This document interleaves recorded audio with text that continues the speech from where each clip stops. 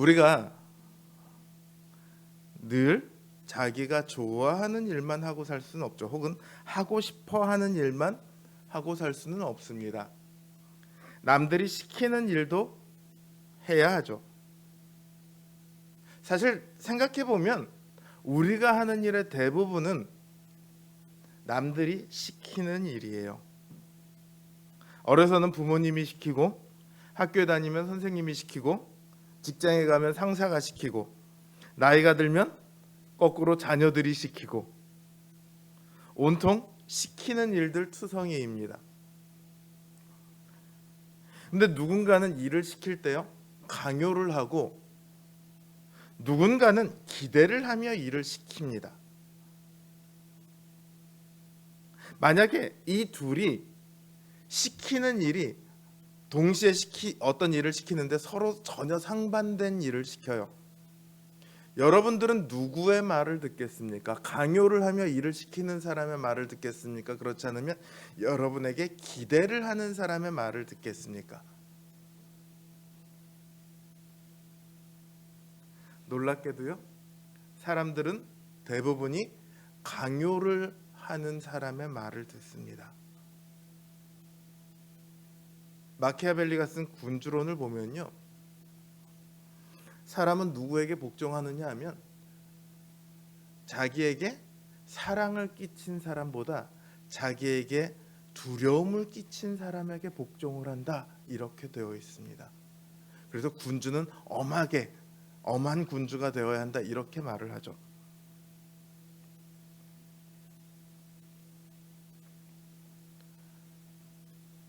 그러나 믿음의 길에 있어서만큼은 그렇게 하면 안 됩니다. 세상은 우리에게 늘 강요를 합니다. 근데 정작 우리는 그게 강요라는 생각을 잘 못해요. 열심히 하면 보상이 있거든요. 강요에는요, 보상이 없어요. 강요는 그냥 해, 안 해? 죽을래? 이걸로 끝나는 게 강요죠. 근데 세상은 보상이 있어요. 열심히 하는 것만큼의 보상 정말 있습니까? 우리는 늘 세상이 요구하는 기준에 따라서 평가를 받습니다. 학생들은 이래야 해, 청년들은 이렇게 해야 해, 이렇게 해야 잘 사는 거야, 이렇게 하면 실패한 삶이야, 이런 세상의 기준에서 우리 스스로의 삶을 평가하고 살아갑니다. 우리가 늘 그렇게 평가받고 있어요. 어디 소속인지, 연봉이 얼마짜리인지, 집이 얼마짜리인지, 재산이 얼마나 되는지, 이런 걸로 평가를 받아요. 학생들도요, 계급이 나뉩니다. 어디 사는지에 따라서 계급도 나뉘지만요, 요즘 고등학생들은 그걸로 나뉘더라고요. 아이폰, 아이패드, 애플워치, 에어팟, 이 4개가 다 있는지 없는지. 갤럭시는 안 껴준대요.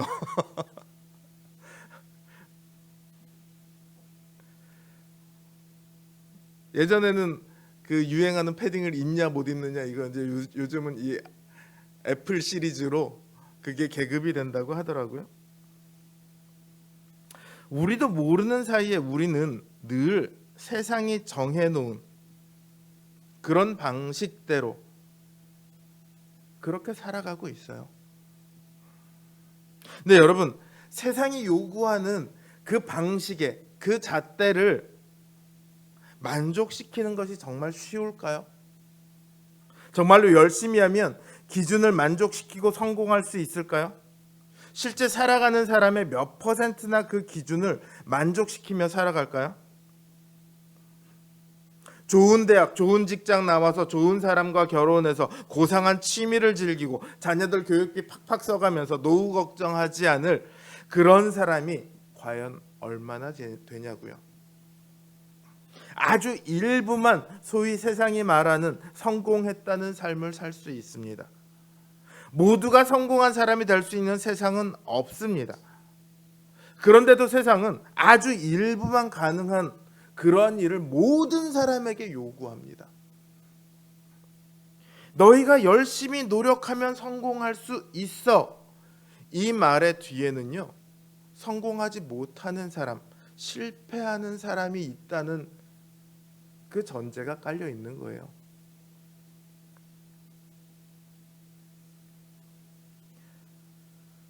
그러다 보니까 그런 시스템 속에서 우리는 정작 성공하지 못했다는 생각을 합니다. 물론 자신을 실패자라고까지는 생각하지 않아요. 근데 다만 크게 성공하지 못했다라고 생각을 해요.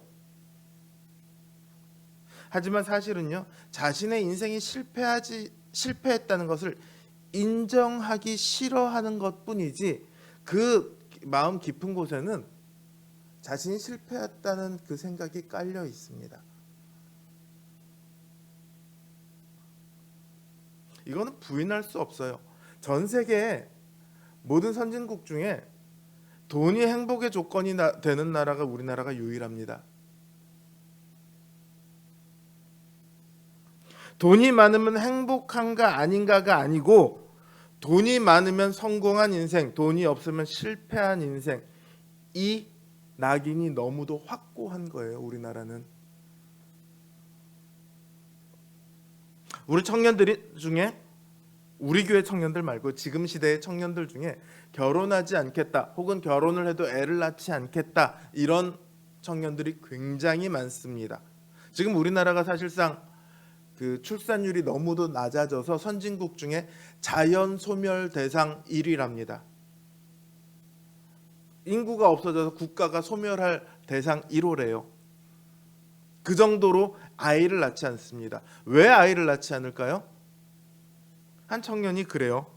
제가 수입이 이 정도밖에 안 되는데 앞으로도 늘어날 것 같지는 않아요. 근데 아이를 제가 어떻게 낳아요? 그 아이도 행복하지 않을 것 같아요. 그 아이도 실패자로 키우기는 싫어요. 그 말에는 뭐가 담겨 있습니까? 내가 실패자다. 이 마음이 담겨 있죠. 우리는 아주 일부만 행복할 수 있는 그런 세상을 살아가고 있습니다. 그러면서 나도 언젠가는 행복해질 수 있을 거라고 생각해요. 물론 노력하면 어쩌면 한두 번쯤은 혹은 서너 번쯤은 세상의 요구를 만족시킬 수 있을지 모릅니다. 하지만 언제까지 그걸 계속해서 만족시킬 수 있을까요? 세상의 기준은요, 100번을 잘했어도 한 번 실패하면 그걸로 끝이에요. 승승장구하던 기업의 사장이 부도 한 번 나고 그 가족이 궁핍한 생활에 들어가는 거 금방입니다.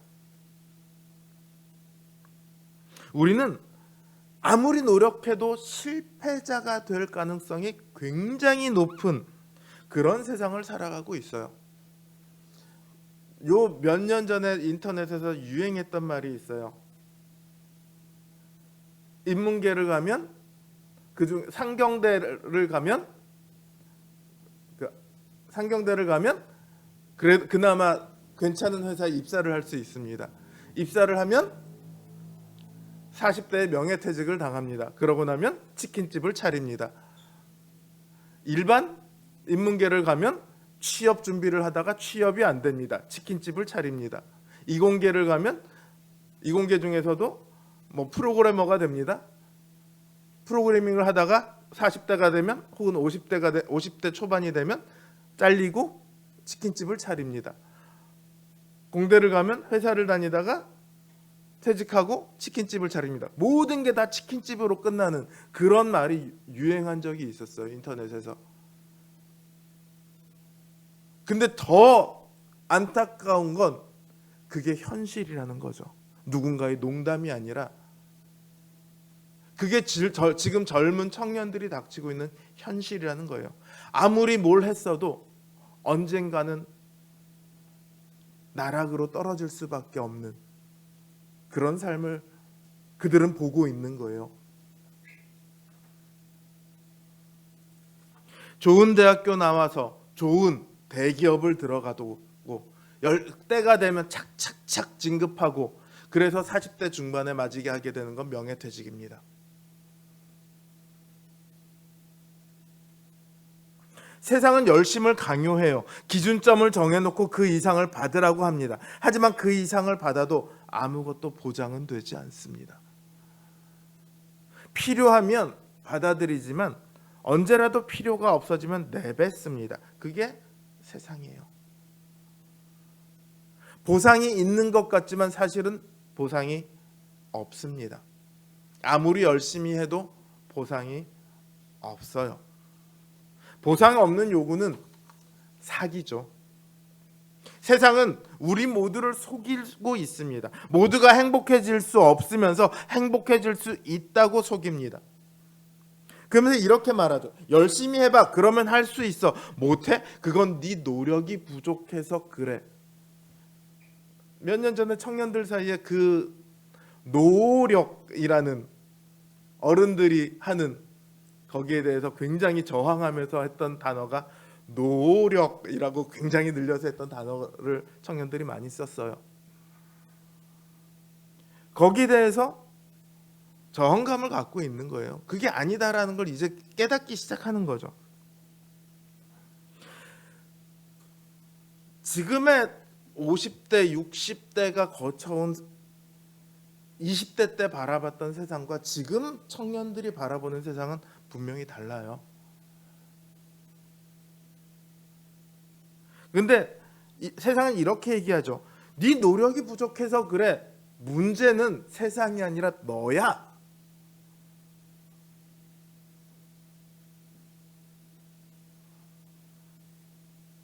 노력하면 모두가 될 수 있는데 못했다. 그럼 그건 그 사람의 문제겠죠. 근데 그런 시스템이 결코 아니라고요. 그런데도 우리는 그런 세상의 기준에 목을 매달고 살아갑니다. 왜 그럴까요? 그런 기준 따위 집어 던져버리면 되잖아요. 왜 아등바등 살아가야 하죠? 왜 좋은 대학을 가야 하고, 왜 좋은 직장을 얻어야 하고, 왜 투기인지 투자인지도 모를 영혼까지 끌어모아서 대출 받아갖고 집을 사고 코인을 사고 일확천금을 노려야 할까요? 그 이유는 우리 자신에게 있습니다. 노력을 안 해서가 아니고요.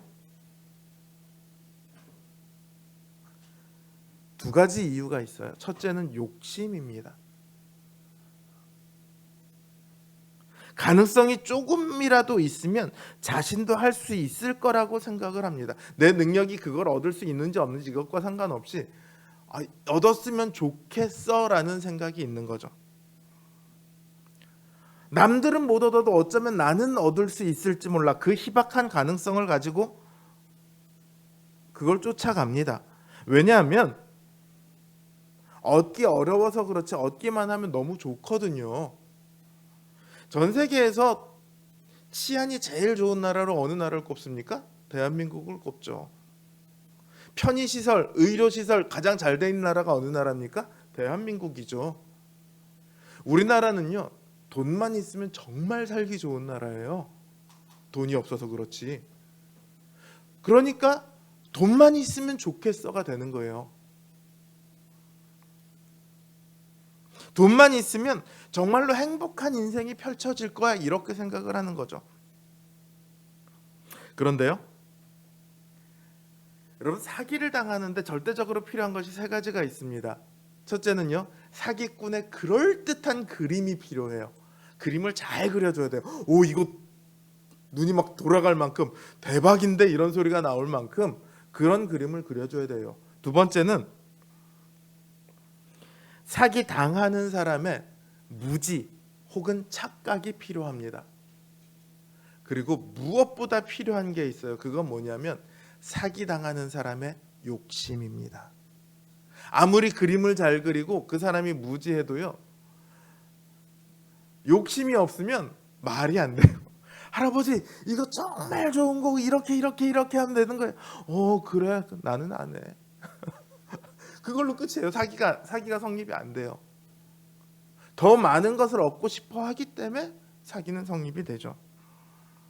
우리는요. 욕심 때문에 기꺼이 세상의 강요, 그 사기에 우리를 맞추려고 합니다.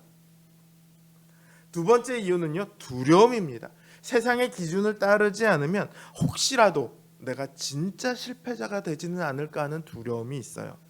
세상으로부터 외면받지는 않을까? 무시당하지는 않을까? 굶주림에 쩌든 인생이 되지는 않을까? 그런 두려움입니다. 그러니까 실제로 내가 성공하든 성공하지 않던 건 간에 그 길을 가고 있다는 것만으로 안심을 하죠. 지금은 거의 없어졌지만 서울대 앞에 신림동에 가면 예전에 고시촌이라고 있습니다. 사법고시 준비하던 사람들, 행정고시 준비하던 사람들 거기서 같이 모여서 스터디도 하고 뭐 공부도 하고 그랬어요.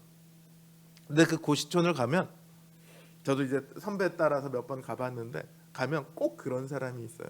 공부는 안 하고 하루 종일 당구장, 술집을 전전하는 친구.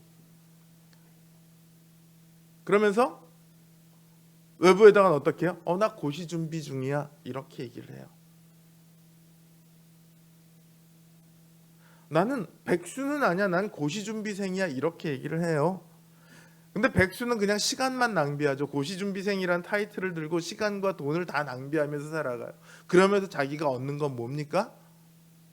자기 위로예요. 나는 사법시험을 어쨌든 준비하고 있어. 그걸로 두려움에서 벗어나고자 하는 거예요. 단지 그거 하나로.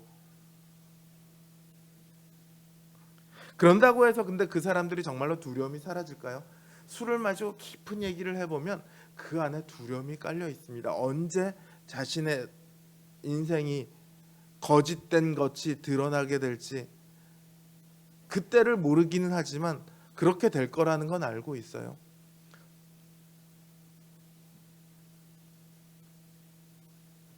우리가 세상의 기준을 따르는 것도 비슷합니다. 두려움에서 벗어나기 위해 세상을 따릅니다. 그런데 그렇게 세상을 따른다고 해도 정말로 두려움이 사라지지는 않아요.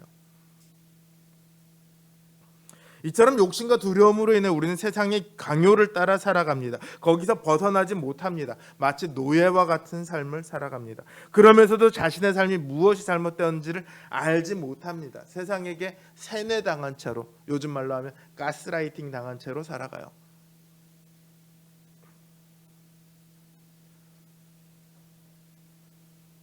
세상은 이처럼 우리를 강요합니다. 그러나 하나님은 우리를 강요하지 않습니다. 하나님도 분명히 우리에게 어떤 삶을 원하고 계세요. 2절에 보면 너희는 이 세상을 본받지 말고 마음을 새롭게 하여 하나님의 선하시고 기뻐하시고 온전하신 뜻을 따르라, 이렇게 말을 하고 있습니다.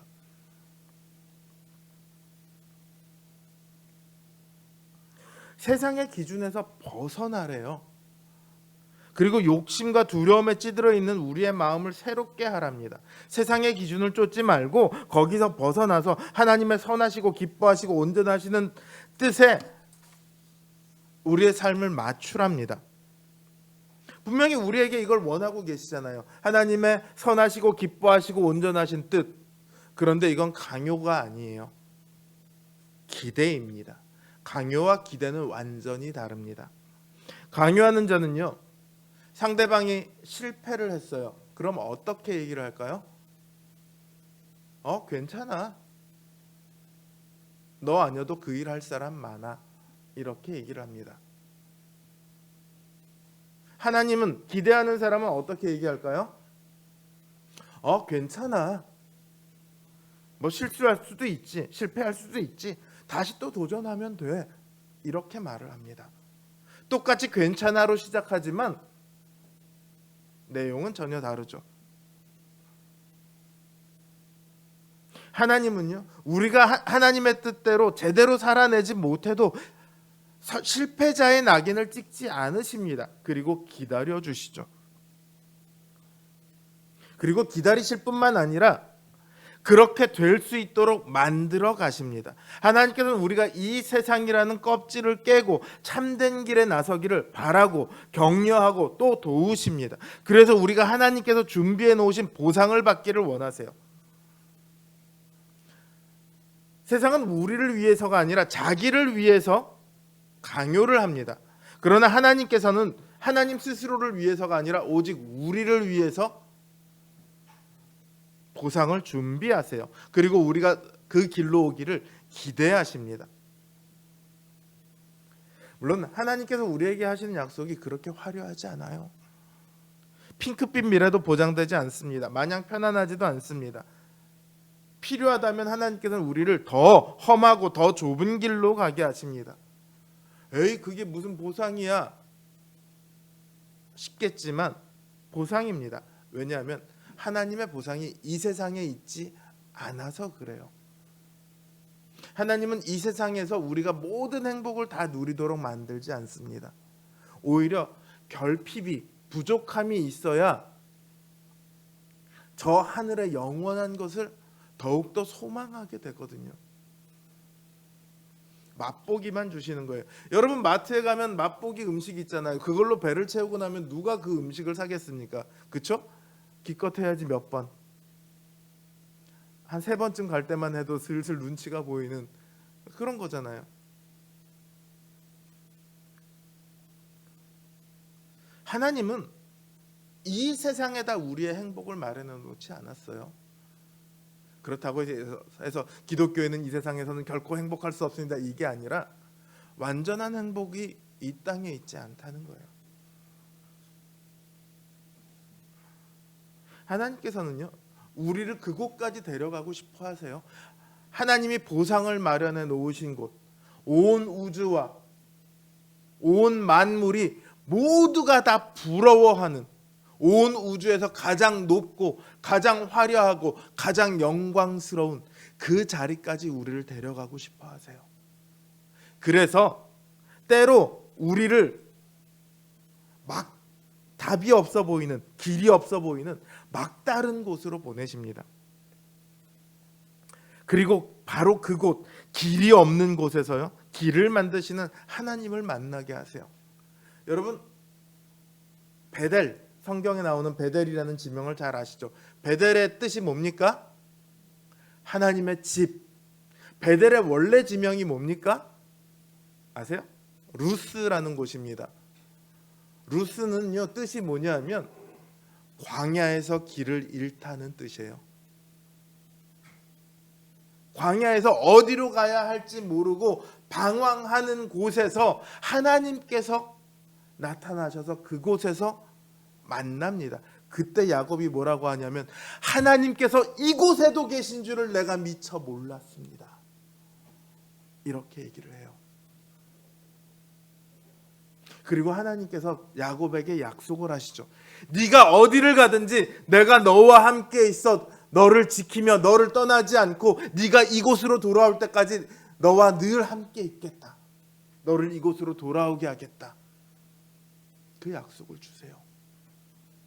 그 약속의 핵심이 뭡니까? 네가 어디를 가든지 너와 함께 있으며 너를 지키며 너를 떠나지 않겠다. 그 약속이 오늘 우리에게 동일하게 주어진 약속이에요. 우리가 그 광야로, 하나님께서 우리를 광야로 보내시는 곳은 그곳에서 우리가 하나님을 만나게 되기 때문입니다. 평탄한 곳에서 하나님을 만나기는요, 부족함이 없으니까 굳이 하나님을 찾지 않아요. 사사기를 보면 사사들이 태평한 시간을 다스립니다. 그게 40년도 있고 80년도 있고 뭐 그래요. 그러고 나서 그 다음에 나오는 얘기가 뭡니까? 하나 여호와 목전에 또다시 악을 행하니라. 그러다가 이방 민족들이 압제를 하면 그제서야 하나님 앞에 울부짖습니다. 그게 그 사람들만 나빠서 그런 게 아니에요. 우리의 모습이에요, 그게. 하나님은 우리를 그런 곳을 통해서, 그런 상황을 통해서 우리를 만나기를 원하십니다. 그리고 그 상황 속에서 우리가 하나님을 신뢰하고 의지하기를 원하십니다. 그걸 믿음이라고 하는 거예요. 하나님이 계셔, 예수님이 내 죄를 대신 속해 주셨어, 이거를 아는 게 믿음이 아니라요. 물론 믿음은 아는 것에서부터 시작을 하지만 신뢰하고 의지하고 순종하기까지 가는 것, 이거를 우리가 통틀어서 믿음이라고 하는 거예요. 하나님께서는요, 우리가 그렇게 하나님을 신뢰하고 의지하고 또 순종하게 되기를 원하세요. 그렇다고 하나님께서 우리에게 무슨 위대한 위인이 되라고 말씀하시는 게 아닙니다. 너 사무엘서를 읽었어? 그럼 다윗처럼 돼야지. 성경이 우리에게요 다윗처럼 되라고 얘기하지 않아요. 물론 목사님들 중에 가끔 다윗 같은 위대한 용사가 되시길 바랍니다 이렇게 설교하시는 분들도 있지만, 다윗은요 우리들의 롤 모델이 결코 아닙니다. 실패한 자들의 롤 모델이 아니라 실패한 자들을 위해 하나님께서 보내신 왕입니다. 실패한 자들의 실패를 대신 책임져 줄 왕입니다. 우리는요 다윗이나 사무엘이나 엘리야가 아니라 민수기에 나오는 늘 불평 많은 이스라엘 백성들입니다. 사사기에 나오는 늘 여호와의 목전에 악을 행하는 반역자들입니다. 그게 우리의 모습이에요. 우리는 결코 영웅이 될 수 없습니다.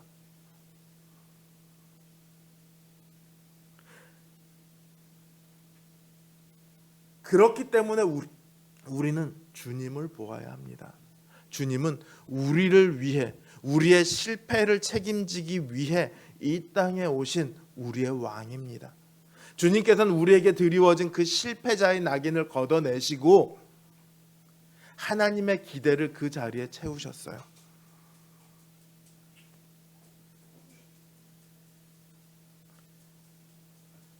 주님께서는 우리의 삶을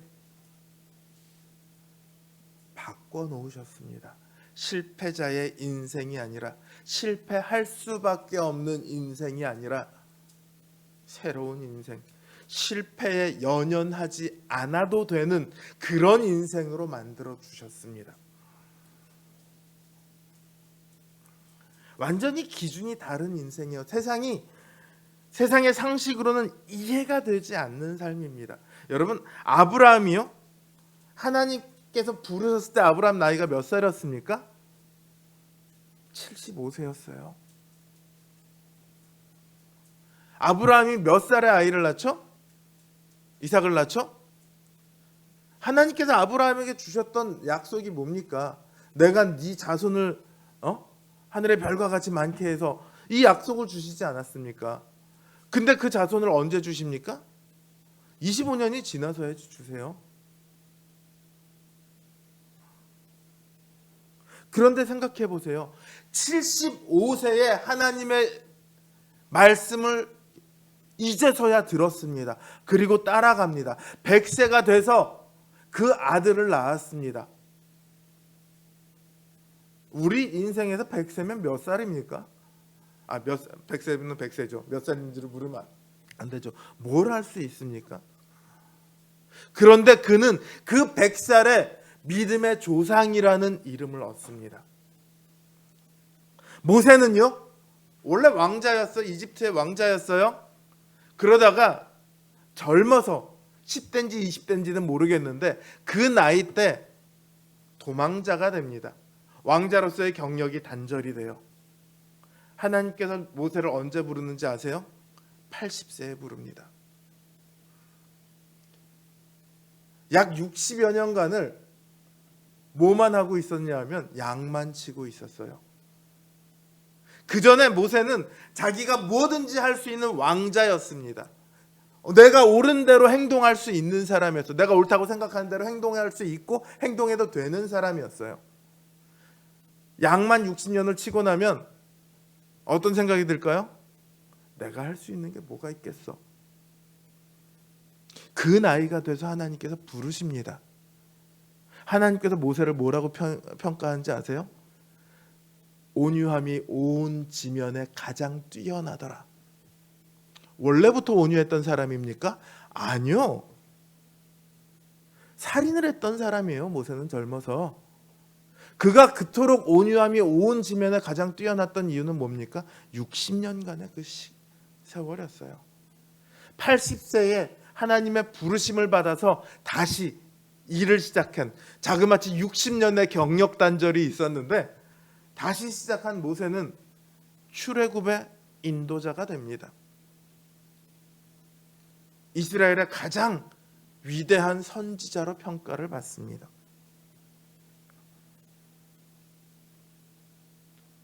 다윗은요 10대의 왕이 됩니다. 왕으로 기름을 부음 받습니다. 하나님께서 왕으로 기름을 부어 주셨어요. 그럼 그 다음에 뭐가 돼야 됩니까? 당연히 왕이 돼야 되죠. 다윗이 그 다음에 뭐 합니까? 도망 다녀요. 현실은 도망을 다닙니다. 끊임없이 도망을 다닙니다. 국내에서 도망 다니고 국내에 더 이상 도망할 곳이 없어 이방 민족들에게까지 도망을 갑니다.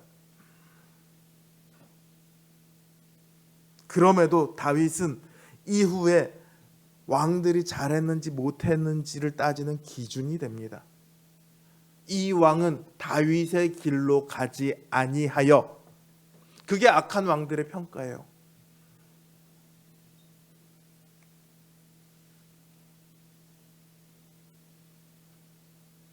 세상은 이런 삶을 이해할 수가 없습니다. 어떻게 75세, 100세에 뭔가를 시작합니까? 어떻게 60년간의 경력 단절이 있었는데 지도자가 될 수 있습니까? 어떻게 도망만 다녔는데 그 가장 훌륭한 왕이 될 수 있습니까?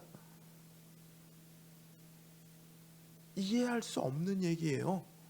잘 준비되고 열심히 노력하고 모든 환경이 받쳐주고 그래도 성공할까 말까 한 세상에서 어떻게 그럴 수 있냐고요. 세상은 모르죠. 그래서 세상이 볼 때는 우리는 여전히 실패자의 모습일 수 있습니다. 너 가진 게 뭐가 있어? 너 뭐가 그렇게 잘났는데? 나는 잘난 게 없죠. 근데 내 뒤에 계시는 분이 뛰어나실 뿐인 거죠.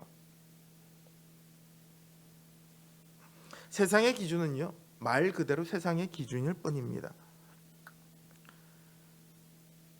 하나님의 기대 안에서 우리의 삶을 볼 때 우리는 세상은 알지 못하는 그런 자유를 얻을 수 있습니다. 실패를 두려워하지 않고 마음껏 꿈꿀 수 있습니다. 여러분은 강요하는 세상과 기대하는 하나님 중 누구를 따라가시겠습니까? 마키아벨리가 말했던 것처럼 더 두려워 보이는 세상을 따라가겠습니까? 성경은 이렇게 말합니다. 육신만 멸할 수 있는 자를 두려워하지 말라. 육신과 영혼을 함께 멸할 수 있는 자를 두려워하라.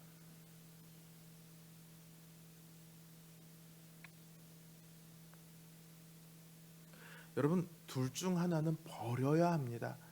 같이 갈 수는 없어요. 왜냐하면 목적지가 정반대예요.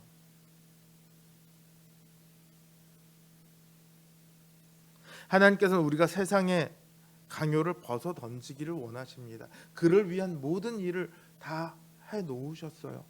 예수 그리스도께서 십자가에서 우리의 삶을 완전히 바꿔주셨고 성령님을 우리에게 보내셔서 우리의 삶을 매일매일 새롭게 하십니다.